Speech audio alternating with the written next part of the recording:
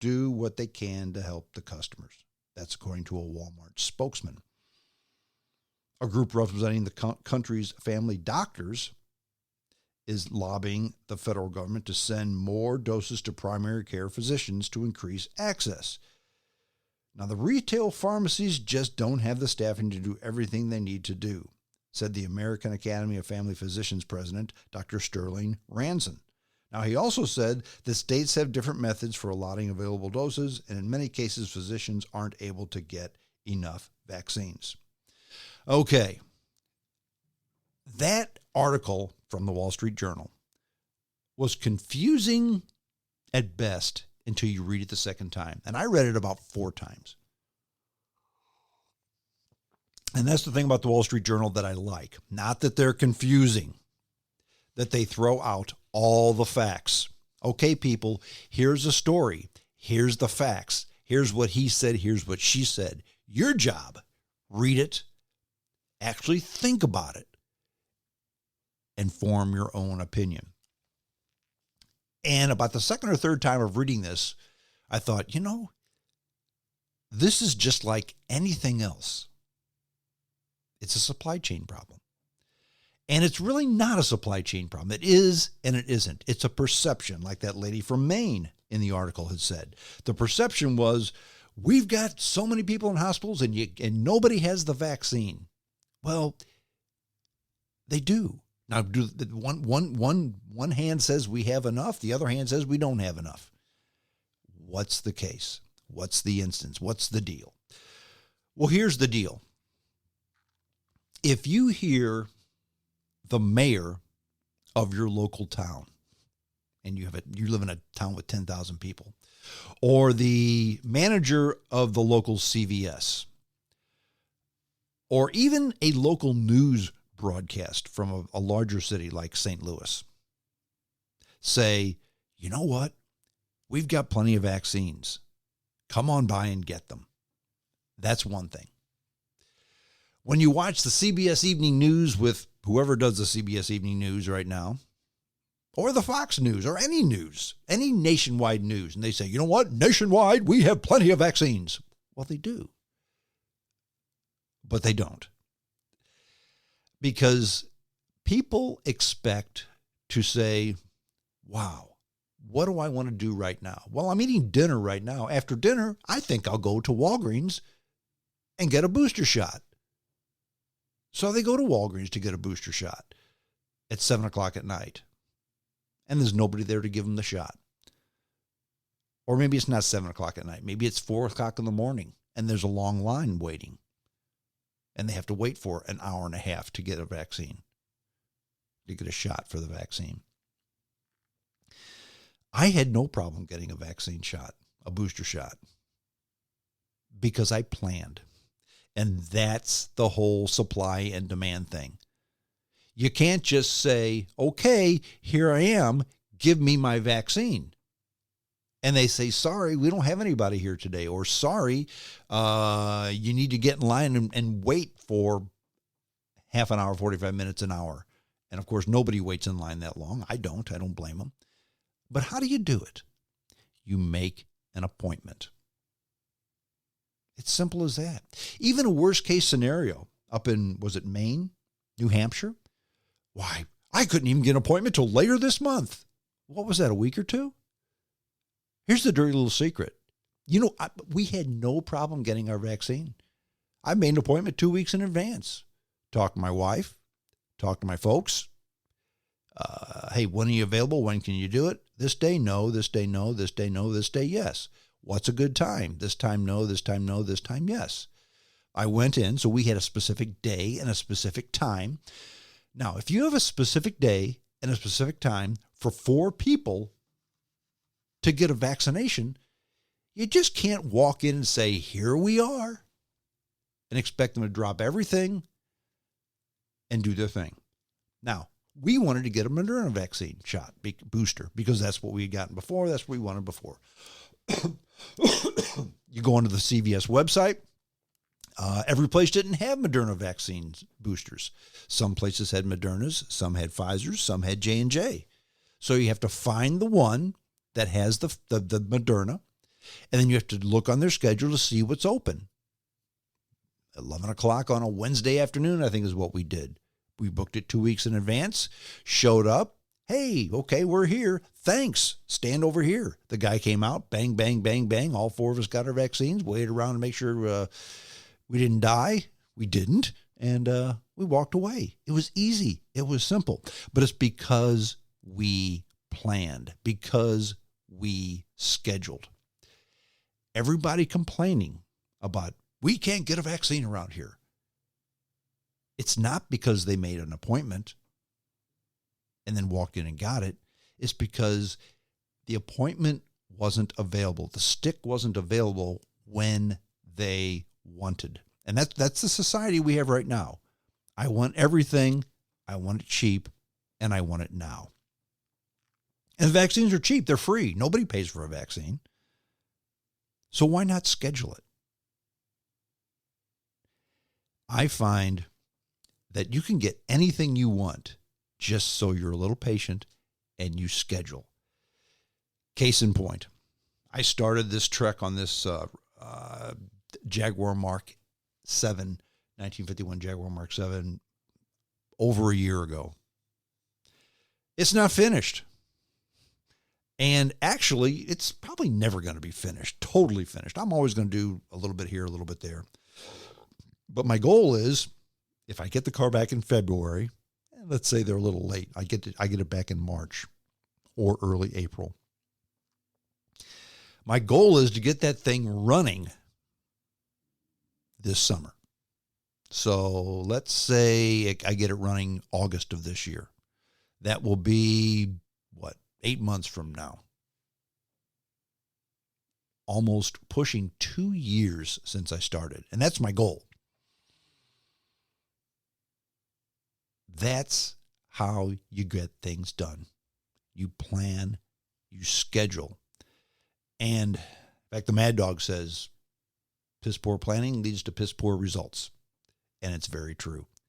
If you don't plan, you may be the one left without a chair when the music stops. If you just expect everybody to stop what they're doing and cater to you, here's the dirty little secret. Everybody else has a life as well. You're not the only one that has a life. Now, you may think you do on your Facebook page or your Instagram posts, but in reality, nobody else really cares. They have their own things to do, their own fish to fry.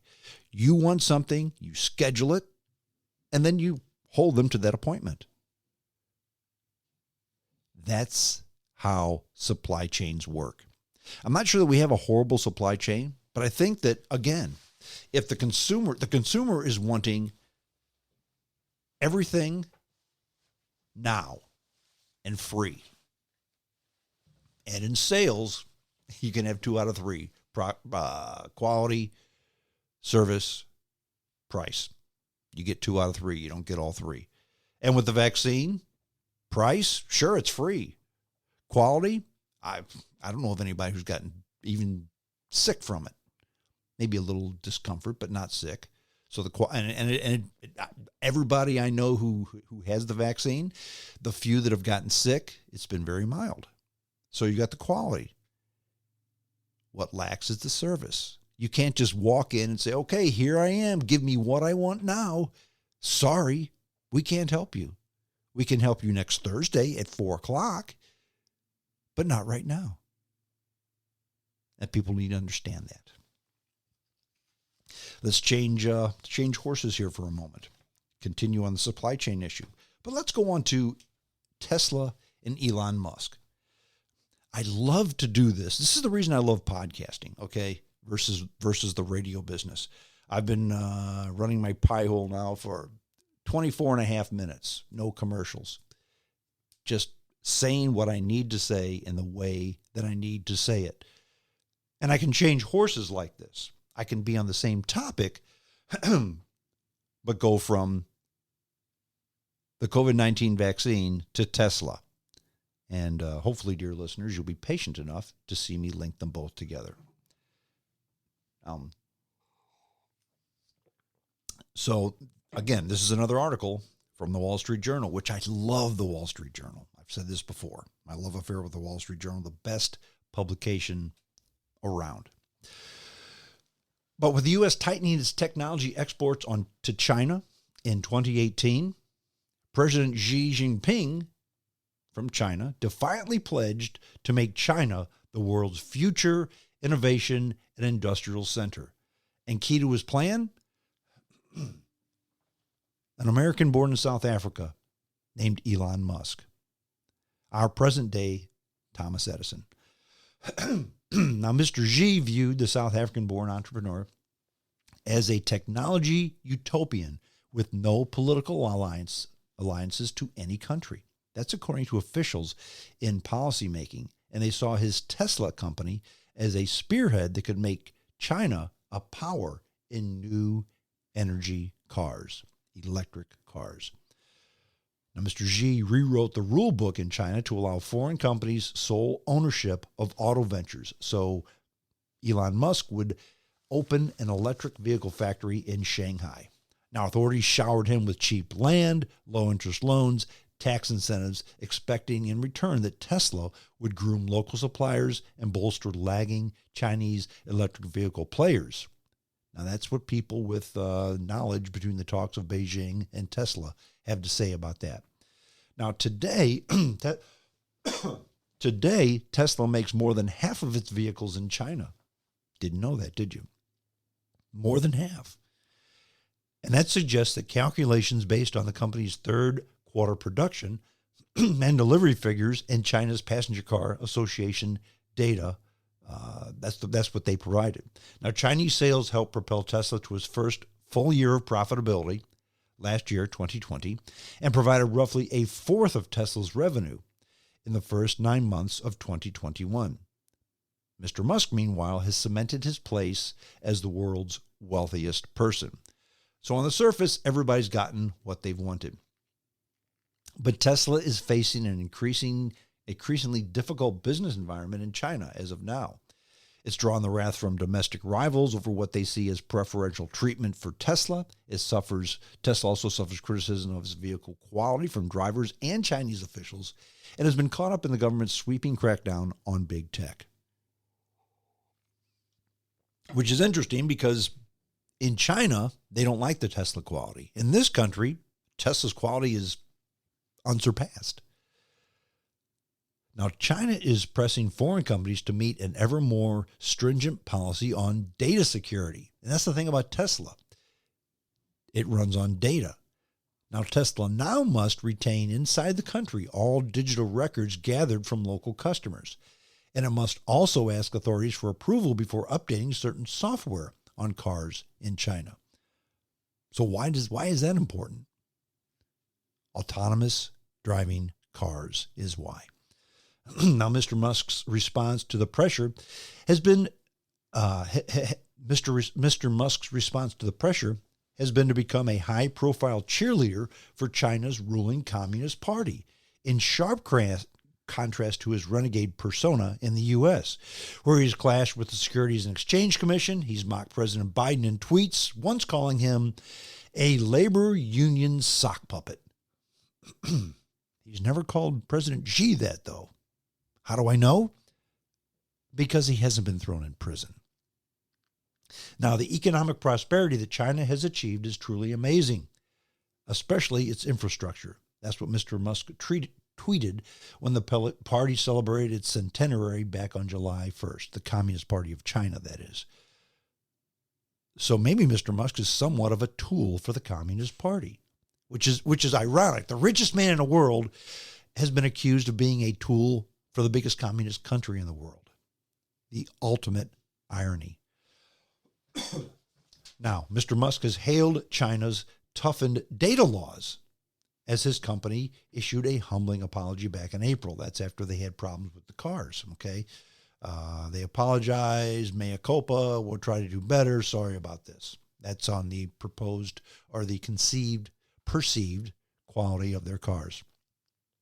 Now, Tesla finds itself falling within a familiar historical pattern here, in which Beijing uses a grant of access to to